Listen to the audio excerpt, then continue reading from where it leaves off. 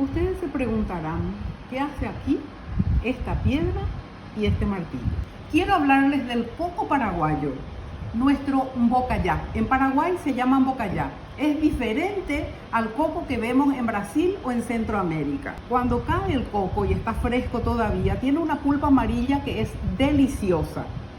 A medida que pasan los días, va madurando y luego queda de esta manera el carozo, seco.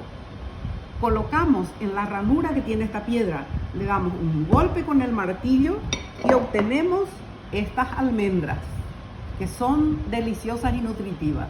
El coco podés moler o pisar.